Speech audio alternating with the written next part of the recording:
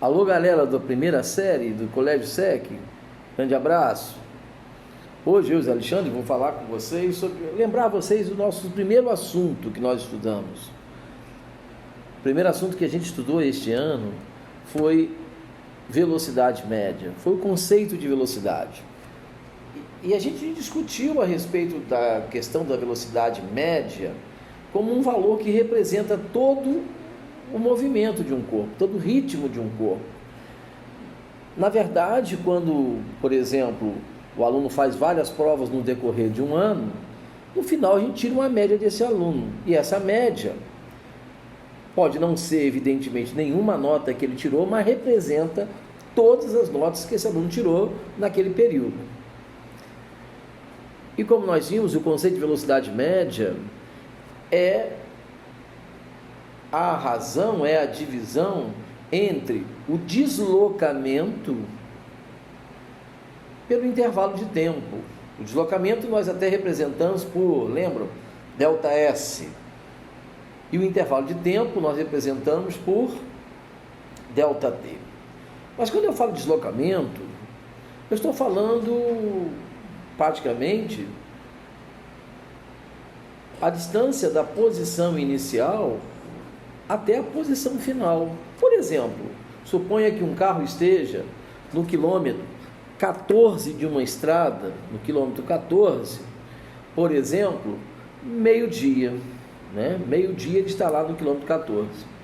E vamos dizer que este carro atinja, né, ou chegue no quilômetro, por exemplo, 94, né, 94, às 13 horas do mesmo dia, às 13 horas. Ora, do quilômetro 14 ao quilômetro 94, qual foi o deslocamento desse corpo aí? Bem, 80 quilômetros. E como é que nós chegamos desses 80 quilômetros?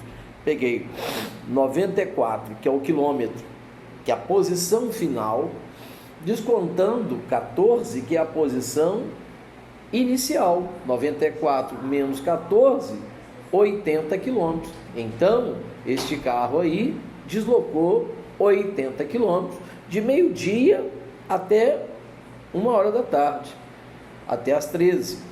De meio-dia às 13, evidentemente, nós temos 1 hora. Então, ele andou 80 quilômetros nesta hora. A velocidade média dele, 80 quilômetros por hora. Pode esse carro ter andado em alguns momentos com velocidade menor que 80.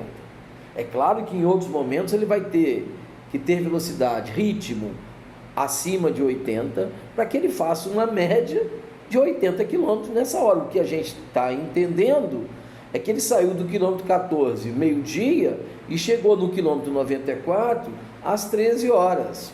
O que eu entendi, o que nós entendemos, é que ele deslocou 80 quilômetros no intervalo de tempo de 1 hora, de meio-dia às 13.